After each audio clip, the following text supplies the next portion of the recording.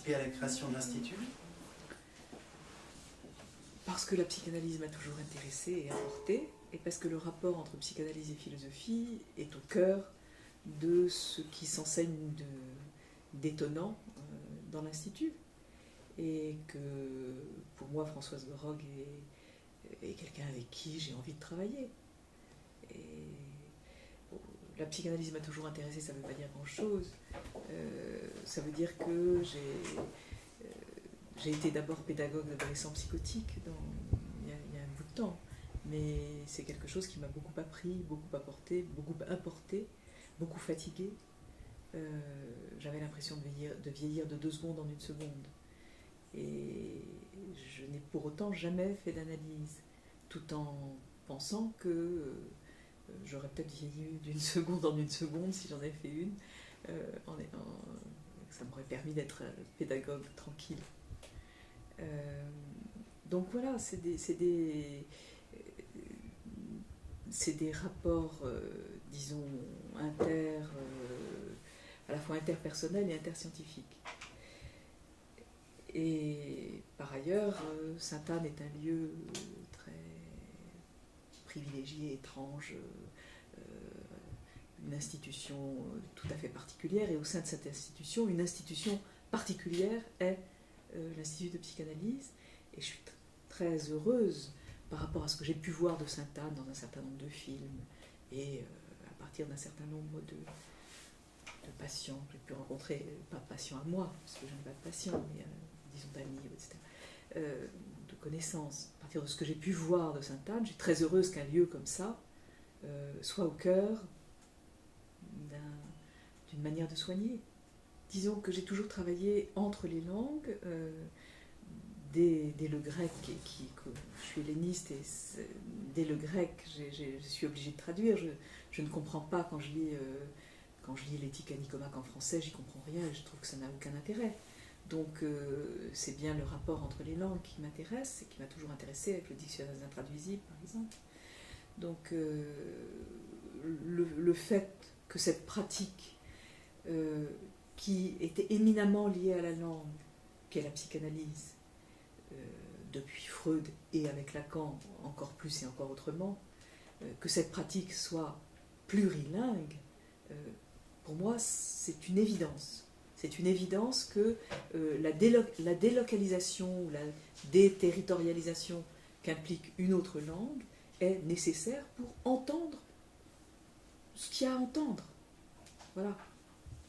Et vous dites dans votre ouvrage La nostalgie que quand la langue maternelle n'est plus une langue, il n'y a plus que de la propagande. Et est-ce que pour vous la psychanalyse est une pratique qui permet, d'après vos mots, donc de devenir responsable à l'égard des mots qu'on emploie, et non simple récepteur ou passeur? Et est-ce que c'est aussi le rôle de la philosophie? Tout ce qui permet, tout ce qui contraint à porter attention à la langue comme langue m'intéresse. Bon, la psychanalyse, c'est absolument le cas, et à certaines dimensions de la langue que d'habitude on n'entend pas, à savoir le signifiant et la performance. Bon, ce qui veut dire aussi l'équivoque, et ça c'est mon point de jonction avec la philosophie, ou avec ce que j'ai travaillé en philosophie, à savoir la sophistique et la rhétorique, mais éminemment la sophistique. Je travaille autour de la phrase de Lacan, une langue entre autres, avec un S à autre, et indiquant que il y a plusieurs langues, donc une langue entre autres n'est rien de plus que l'intégrale des équivoques que son histoire y a laissé subsister. Cette phrase a été une phrase clé pour moi, pour le dictionnaire des intraduisibles. Elle vaut, ce qu'il y a de très étonnant, c'est qu'elle ne vaut pas seulement pour les langues de l'inconscient, elle vaut pour les langues naturelles, et elle vaut aussi pour cette langue qu'on peut dire rationnelle et universelle qu'est la philosophie. Bon, ce qui m'intéresse, et ce qui m'a intéressé dans cette conjonction psychanalyse-philosophie, c'est de comprendre que la philosophie aussi parle en langue, avec un S, et que donc on philosophe en langue. Donc ça, c'est pour moi une trouvaille qui accompagne les recherches que j'ai faites depuis le début, et éminemment les recherches collectives que j'ai pu faire avec le dictionnaire des intraduisibles ou le vocabulaire européen des philosophies, qui se trouve traduit en langue, c'est-à-dire réapproprié, réinventé, resémantisé, resyntaxisé, et je dirais resignifiantisé. Voilà. Donc, oui, on est en plein dedans, on est en plein tourbillon des langues et en pleine trouvaille de traduction. Votre vocabulaire des intraduisibles est traduit en plusieurs langues, là, déjà? Oui, oui. Le dictionnaire des intraduisibles, oui, est traduit, c'est sorti à Princeton en anglais, en anglo-américain, et là, ça a un sens très particulier. C'est-à-dire que moi, quand j'ai fait ce dictionnaire, c'était une sorte de militantisme européen pour dire que l'Europe ne devait être ni globish, ni nationalisme ontologique. Donc, ni tout à l'anglais, ni Heidegger, et hiérarchie des langues. Bon. Quand ce travail s'est achevé, il s'est achevé avec 150 personnes tout autour, et ces personnes ont pris la chose en charge. Elles-mêmes parlaient d'autres langues. Et donc, par exemple, autour d'Étienne Balibar, d'Émilie Apter, etc., s'est fabriqué un Dictionary of Untranslatable qui s'est fait à Princeton et qui avait une autre mission, une autre intention, qui était de défendre le globish, défendre contre le globish, de défendre l'English. Et ce qui veut dire aussi défendre quelque chose de l'ordre de la French Theory. Il est traduit en ukrainien par les Ukrainiens avec qui j'ai travaillé dans le dictionnaire. Et il est à peu près fini, ils l'ont traduit volume par volume, enfin bout par bout, disons, et là c'est à peu près achevé, et il reste encore un petit bout.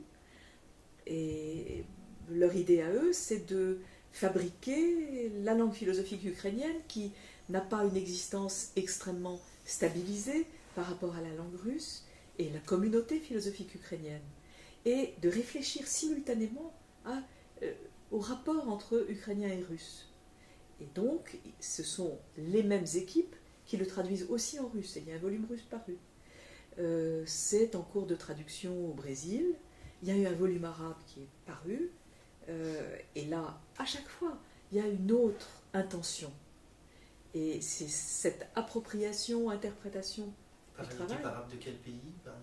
Arabe, ça a été fait au Maroc, par Ali Ben Maklouf, qui a dirigé, et il a choisi tout le vocabulaire politique, le vocabulaire du juridique et politique, pour mesurer les écarts, pour comprendre quels étaient les choix possibles et quelles étaient les différences à travailler.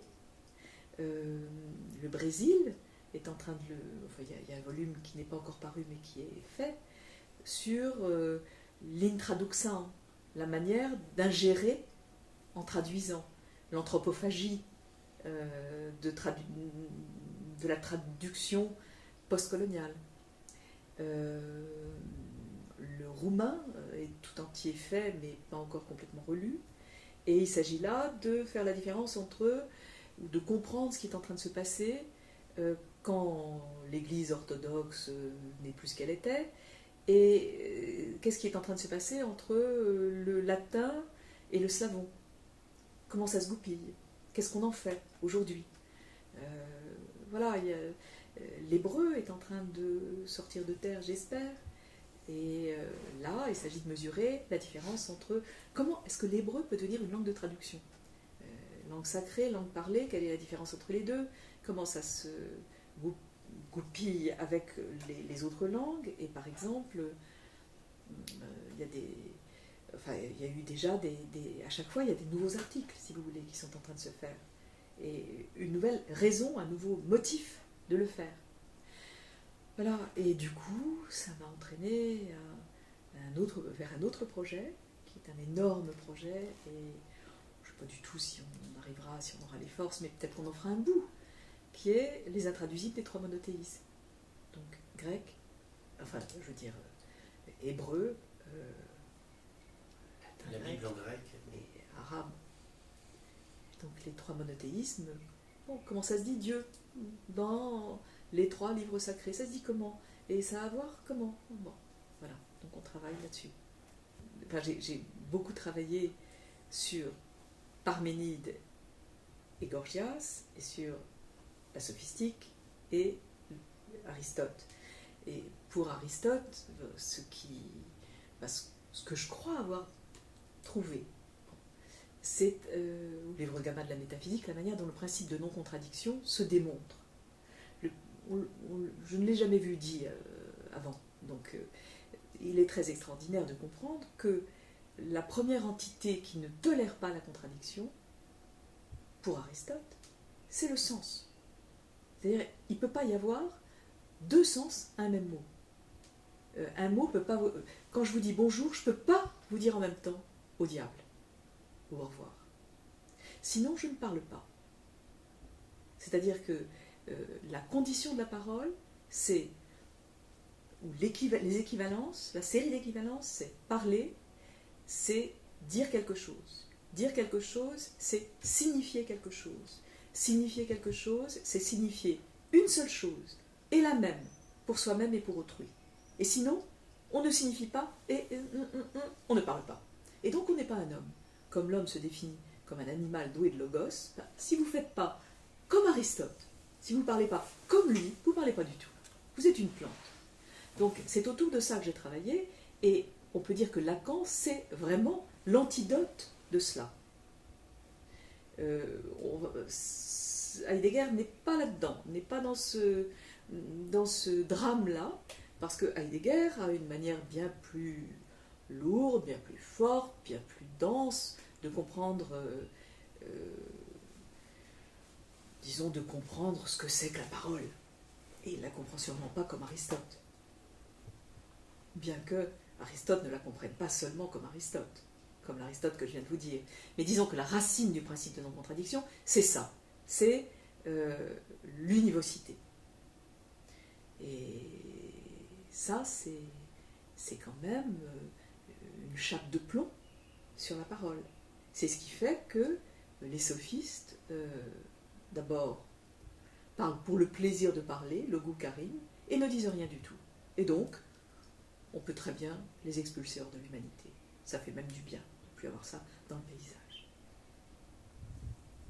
Et Lacan, du coup, Lacan introduit l'équivoque.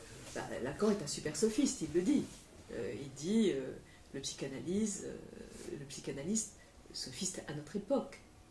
Donc c'est là-dessus que j'ai travaillé, sur le rapport entre, disons, performance, signifiant, équivoque et sophistique analyse.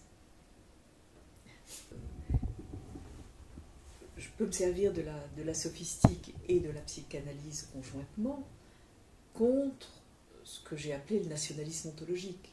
Enfin, c'est pas moi qui l'ai appelé comme ça d'ailleurs, c'est Jean-Pierre Lefebvre. Nationalisme ontologique, c'est-à-dire l'ancrage d'une pensée en langue dans un peuple et dans une race. C'est une phrase de Heidegger terrifiante sur l'authenticité du peuple allemand, de la langue allemande, qui est encore plus grecque que la langue grecque, et qui est encore plus proche de l'être, plus proche de l'ontologie. Donc, dans la mesure où on fait trembler tout ça, on aère tout ça, avec Lacan, ça fait du bien, mais absence, c'est compliqué. Je veux dire que l'ontologie n'est pas non plus quelque chose qui est greffé sur l'univocité. Heidegger est beaucoup plus intelligent que ça. C'est pas que ça soit greffé sur le signifiant, c'est pas que ça soit greffé sur la performance, mais c'est greffé sur quelque chose de si énorme comme du genre la dite, die Sprache, et die Sprache après tout. Je pense que dans ces moments comme ça en chemin vers la langue, Heidegger n'est pas très loin de dire que, enfin d'en faire de la méontologie en même temps, hein, d'en faire de l'absence après tout. Donc moi je me méfie beaucoup je me sers de Heidegger parce que, pour autant que je sois capable de m'en servir, comme d'un immense philosophe qui ouvre une perception de l'histoire de la philosophie. Après Hegel, après Hegel et Nietzsche, il n'y a guère que la perception heideggerienne qui soit réellement opératoire. Et simplement, ça fait de la philosophie philosophante, de l'ontologie lourde quand même si c'est une ontologie qui est capable d'être évidée. Et en tout cas, les jeux de mots heideggeriens ne sont pas très marrants. Donc voilà, les jeux de mots lacaniens sont plus drôles. Et donc la manière de jouer sur les mots de Lacan d'une part et de Heidegger de l'autre sont diamétralement opposés. C'est très intéressant. Ça serait très intéressant de voir comment Lacan joue sur les mots et comment Heidegger joue sur les mots, et peut-être même les mêmes. Lacan joue sur beaucoup d'autres. Oui, la chose. Oui, enfin bon, Lacan se marre pour de bon. Heidegger, pas pour de bon. Mais il se marre pour de dur. Bon. Mais voilà, le rapport entre les deux, c'est sûr que c'est un rapport d'antidote. Le LabEx Transfert, c'est un laboratoire d'excellence qui appartient à l'IDEX, qui est une université, à savoir Paris Sciences Lettres. Et le laboratoire d'excellence LabEx fédère des laboratoires plus petits qui appartiennent au CNRS, à la rue d'Ulm, l'école normale supérieure, et au Collège de France. Et on travaille ensemble sur un certain nombre de programmes interdisciplinaires je dirais, tout naturellement, et avec des financements pas trop compliqués à obtenir, parce que le LabEx est doté, et que donc on a des programmes transverses, et par exemple un programme sur la traduction, dans lequel je m'inscris, et dans lequel, ici, l'Institut de psychanalyse s'inscrit aussi dans une coopération avec le LabEx. Et en particulier, on a travaillé sur le rapport entre psychanalyse, traduction et langue chinoise. Et donc, nous avons mené un programme, des invitations, et même de ces invitations, de ces conférences, de ces colloques, est né un livre qui s'appelle pour l'instant, Psychanalyser en langue, avec un S à langue, comme j'en ai fait un petit qui s'appelait Philosophie en langue, avec un S. Donc psychanalyser en langue, autour de psychanalyse, traduction et langue chinoise. Et cet ensemble nous a beaucoup réjouis. Nous avons été travailler en Chine auprès de l'université Fudan de Shanghai, auprès d'hôpitaux, auprès d'autres instances. Et l'Institut de psychanalyse a eu ses référents en Chine, le LabEx a aussi ses référents. On a mélangé tout ça et on a travaillé ensemble. Et donc, c'est une manière extrêmement violente d'affronter la différence des langues, extrêmement forte, et d'autant plus forte que peu d'entre nous sont réellement d'une part sinologues et d'autre part parlent chinois.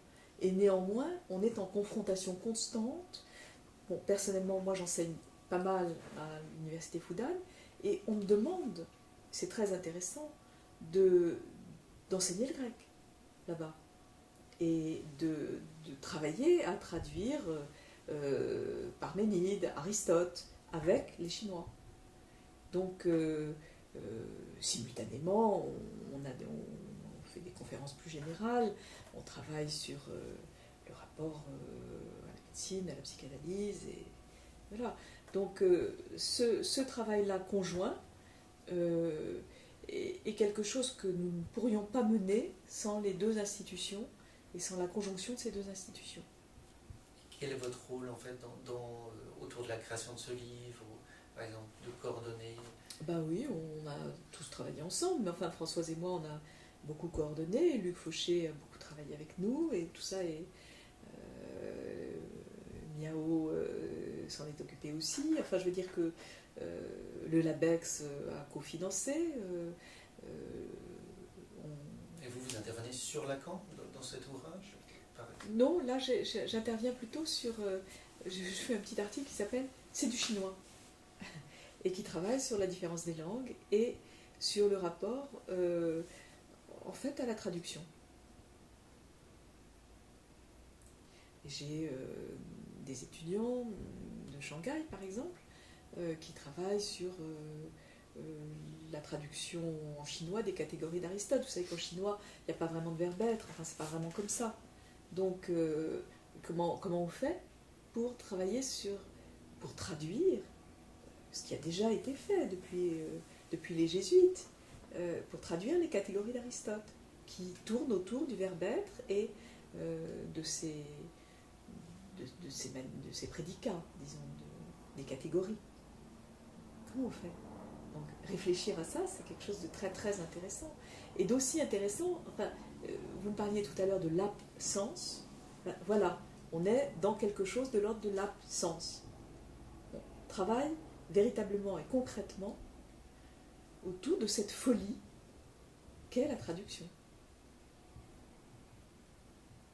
L'un des projets numériques, c'est un projet qui concerne, c'est comme un plan de métro, vous savez, les PILI, là, les plans d'information, quand on appuie sur la mode Piquet-Grenelle et puis on voit où il faut changer. Ben, là, au lieu d'appuyer sur la mode Piquet-Grenelle, vous allez appuyer sur Aristote, Galien, Euclide, Tintin, Marx, Les Mille et Une Nuits, et puis vous allez changer à Bagdad, à Alexandrie. Et donc voilà, c'est les trajets de traduction, les routes de la traduction comme les routes de la soie qu'on va représenter en numérique en ayant autour de quelques objets sensibles, des objets techniques et des manuscrits. Et ces routes, on a choisi pour l'instant quelques entrées du genre Aristote, Galien et la médecine, Euclide et la géométrie, Ptolémée et l'astronomie, Les Mille et Une Nuits et l'imaginaire des contes, Marx et Tintin. Voilà. À moins que je me trompe, mais il me semble que vous avez écrit sur un moment où, enfin, contre une tendance, contre un travail de recherche qui voulait refuser le fait que c'est les Arabes qui ont traduit Aristote. Les Grecs, les Arabes et nous. Oui, c'est un Ça, c'est un livre très important, je trouve, qui combattait un peu le monoïdéisme d'Aristote au Mont-Saint-Michel. C'était l'idée selon laquelle, au fond, ça ne changeait rien, les Arabes. Hein. Et rien ne nous est venu par eux vraiment. Et en tout cas, les textes grecs, ils auraient été transmis sans eux. Et tout ça. Bon, pour la poétique, il est clair que ce n'est pas le cas. Bon. Donc c'est très intéressant de voir que la Méditerranée s'est fabriquée comme une mer de traduction. Et c'est l'un des aspects de l'exposition que je vais faire au MUSEM, donc comment notre civilisation, avec tous les guillemets que vous voulez à notre, s'est fabriquée par la traduction. Et puis le deuxième aspect qui peut nous intéresser tous aussi, c'est comment la traduction est un savoir-faire avec les différences, et qu'après tout, si on veut construire de la citoyenneté, du vivre ensemble, comme on dit, tout ça, tout ce machin-là peut commencer avec une lecture de texte et une traduction. Et ça, c'est quelque chose auquel je crois vraiment. C'est-à-dire que chaque fois que j'ai travaillé avec des élèves, avec des étudiants, un texte, et qu'on travaillait entre deux langues, qu'on réfléchissait de cette manière-là, eh bien, les choses s'ouvraient, devenaient intelligibles et intéressantes. Et c'est ce qui s'est passé aussi avec le dictionnaire des intraduisibles. C'est-à-dire que le plus grand compliment qu'on m'ait fait, c'était Étienne Balibar qui m'a dit « Tu sais, j'ai fait de la philosophie 2 fois dans ma vie, quand j'ai préparé la grecque et quand j'ai fait le dictionnaire des intraduisibles. » Et en fait, c'est vrai qu'on n'enseigne plus tout à fait la philosophie de la même manière, ceux du moins qui sont passés par ce dictionnaire, ceux qui l'ont travaillé. Dans cette exposition, ce sur quoi on va insister, c'est sur le fait que, bon, je le répète, une langue entre autres n'est rien de plus que l'intégrale des équivoques, que son histoire y est subsistée, moyennant quoi les difficultés de traduction, et on le sait quand on utilise un traducteur automatique, une assistance par ordinateur, elles sont syntaxiques, parce que la syntaxe est elle-même susceptibles, enfin les syntaxes sont non superposables, les arcades de la langue sur la syntaxe sont non superposables, il y a d'autres ambiguïtés syntaxiques de langue à langue, et enfin, ce ne sont pas les mêmes, et puis elles consistent aussi dans les équivoques sémantiques, et là on va exposer ça. Par exemple, on l'expose à propos des 3 monothéismes, par exemple, Moïse Karan, ça veut dire quoi? Si vous regardez Michel-Ange, il a des petites cornes. Si vous regardez, il est cornu ou rayonnant, Moïse? Bon, Karan, ça peut vouloir dire soit ça, soit ça. Le Moïse de Michel-Ange, la robe a des cornes. A des cornes, oui. Et les Moïse de Chagall, par exemple, ils ont plutôt des rayons. Donc c'est très intéressant d'avoir choisi de le traduire par cornu. Ça, cornutus, c'est Saint Jérôme. Bon. Mais ça veut dire, alors si on regarde ce que ça veut dire, par exemple, dans le très beau livre de Athias sur Moïse fragile, bon, il explique ce que c'est que Karan, c'est la peau complètement parcheminée par le soleil et par la révélation. Si bien d'ailleurs que ensuite Moïse, quand il a connu la révélation, il se voile pour parler. Bon, donc Moïse Karan, c'est quoi? La Ève, elle est tirée de la côte d'Adam ou elle a été créée à côté d'Adam? Voilà, ça c'est une ambiguïté de traduction. Évidemment, on choisit volontairement, c'est-à-dire que toute traduction est politique. Chaque choix de traduction est un choix politique. Donc on peut choisir de tirer Ève pendant des siècles de la côte d'Adam et d'en faire la petite moitié, ou bien de dire qu'elle a été créée, comme les femmes il les créa, et voilà. Et vous avez Ève et Adam mêlés dans la main de Dieu. Hein, par différence avec toutes les Bibles, d'où vous voyez extraire de la petite côte là, ce petit os là, vous voyez extraire Ève. Ou bien l'arbre de la connaissance, c'est quoi? C'est un pommier? Malum. Malum, l'arbre du bien et du mal. Bon. Malum, ça veut dire, il se trouve que ça veut dire pomme en latin. Donc on a dit, bah oui, voilà, c'est un pommier. Mais bon, si vous regardez, si vous allez à la chapelle de Plaincourau, par exemple, je vous conseille d'y aller parce que c'est sublime. C'est une superbe chapelle, comme ça, toute ornée, toute peinte. Ben, vous voyez. C'est où, pardon, c'est dans quel... C'est dans le. Pas très loin de Limoges. Vous voyez. Enfin, c'est en bas. Vous voyez une Ève avec des petits yeux, comme ça, Adam pas mieux, et au milieu d'eux, un champignon. Énorme champignon. Ils sont un peu fumés, ils sont un peu. Voilà. Et ça, c'est l'arbre du bien et du mal. L'arbre de la connaissance. C'est passionnant. Et voilà, ces traductions sont évidemment en même temps des coups de force politique, il n'y en a pas d'autres. C'est des choix.